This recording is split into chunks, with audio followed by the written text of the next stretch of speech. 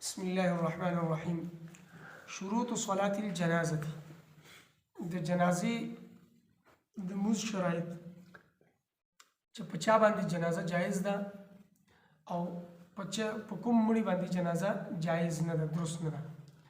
د هغې دپاره شرایط دي. یو سړی جنازه کوي نو دا ده چې مړي ته به ګوري چې دا څوک دی، مسلمان دی که کافر دی، او بیا مړی بالغ دی نابالغ دی، خپله دعا ده، د هغې خپل ترتیب او طریقه. مړی موجود دی د هغه جنازه به کوي، نشته دی د هغه جنازه نشته دی. نو د هغې شرایط دي. اول ان یکون المیت مسلما، چې مړی به مسلمان وي. فلا تجوز صلاة علی الکافر، په کافر جنازه نشته دی. لکه یو سړی مړ شو مسلمان دی نو د ده جنازه به کوي خلک، خو چې یو سړی مړ شو کافر دی نو د ده جنازه بیا نشته.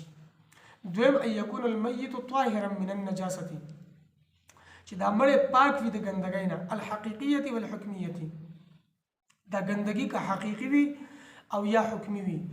حقیقي ګندګي لکه مثال په طور باندې په بدن باندې څه ګند لګېدل دی، شیشې ورسره لګېدل دي، څه ګندګي ده، هغه ګندګي وینځلی شله ختمه شله نو دی حقیقي طور سره پاک شو. حکمي پاکي چې دا غسل دی، چې دله غسل ورکړلی شو، چې غسل ورکړلی شو نو دا مړی حکما هم پاک شو. فلا تجوز صلاة علیه قبل غسله، د غسل نه مخکې په دې مړي باندې جنازه جایز نه.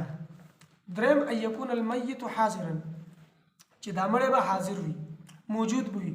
فلا تجوز صلاة علی الغائب، غایبانه نمازی جنازه چې دا جایز نه ده. لکه مړی به مخې ته موجود وي، خلقو سره مخې ته حاضر دی، میت موجود دی، په کټ کې پروت دی یا په ځمکه باندې ایښی دی، نو د ده جنازه به کېږي. مړی نشته دی، مړی په بل ملک کې دی او دلته خلک ودرېږي جنازه کوي، نو دا جنازه جایز نه ده. پیغمبر صلی الله علیه وسلم کړ ده. د حبشو بادشاه او نجاشي بادشاه اسلام قبول کړو، ایمان راوړو، نو هغه چې کله مړ شو پیغمبر صلی الله علیه وسلم د هغه جنازه وکړله. نو دې کې اوس علماء کرامو مختلف اقوال ذکر کړ دي، خو یو وینا دا ده چې دا د پیغمبر صلی الله علیه وسلم خصوصیت و، دا پیغمبر صلی الله علیه وسلم سره خاص خبره. دویم دا چې د مدینه او د حبشو په درمیان کې الله تبارک وتعالی هغه پردې به ختمې کړي، هغه مړی به پیغمبر صلی الله علیه وسلم ته الله رب العزت مخامخ کړی، نو پیغمبر صلی الله علیه وسلم په هغه باندې جنازه وکړله. که غایبانه نمازی جنازه جایز وی نو د نجاشي بادشاه نه علاوه نور ډېر مسلمانان وفات شوي دي او پیغمبر صلی الله علیه وسلم د هغو په جنازو کې شریک شوي هم نه دي، نو بیا خو به د هر یو جنازه غایبانه کوله. چې کوم ځای کې موجود لکه بالفرض پیغمبر صلی الله علیه وسلم په مدینه کې دی او یو صحابي د مدینې په اطرافو کې وفات شو، نو صحابي لري دی او پیغمبر صلی الله علیه وسلم په مدینه کې دی، نو د صحابي جنازه نورو صحابه وکړله، پیغمبر صلی الله علیه وسلم په هغې کې شامل نشو. نو که چېرته داسې وی نو بیا خو به د هر یو مړي جنازه پیغمبر صلی الله علیه وسلم غایبانه کوله، خو د نورو یې نه ده کړې.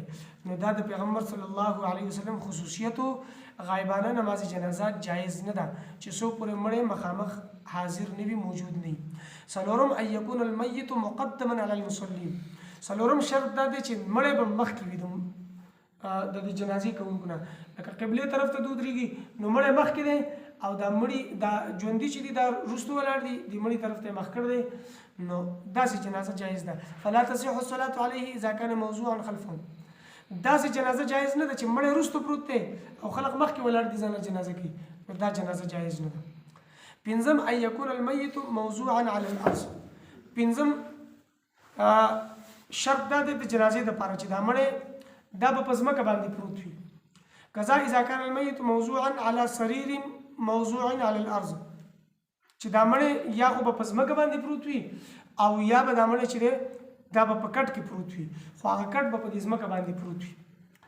که سورلی باندې وي دا کټ یا دا مړی، یا خلقو اوچت کړ دی په اوږو باندې یا په لاسونو کې، نو که د بغیر د عذر نه دا اوچت کړ دی نو بیا دا جنازه جایز نه ده.